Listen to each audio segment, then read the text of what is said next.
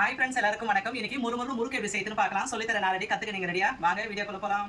உளுத்தம் பருப்பு வறுத்துக்கலாம்.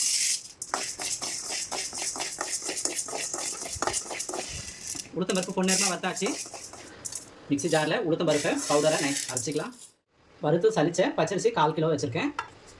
50 கிராம் உளுத்தம் பருப்பு மாவு ஜலிச்சிக்கலாம். தேவையான அளவுக்கு சால்ட்டு சேர்த்துக்கிறேன். சீரகம் 1/2 ஸ்பூன் சேர்த்துக்கிறேன்.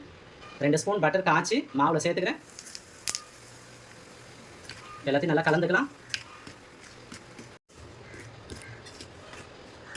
கட்டி பெருங்காயத்தை சுடு தண்ணியில் கரைச்சி சேர்த்துக்கல. 2 ஸ்பூன் சேர்த்துக்கிறேன். தேவையான அளவுக்கு தண்ணி விட்டு பிசைஞ்சிக்கலாம்.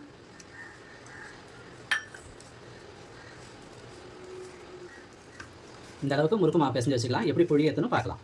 இதை மாதிரி அச்சில் முறுக்கு போட்டுக்கலாம்.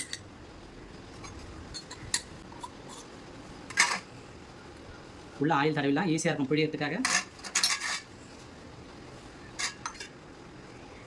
இதை மாதிரி கொஞ்சமாக மாவு எடுத்து உள்ளே போட்டுக்கலாம்.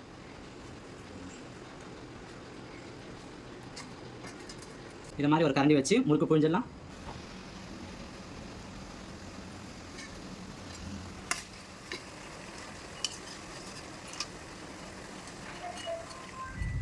அவ்வளோதாங்க, சூப்பரான மொறுமொறுன்னு முறுக்கு ரெடி.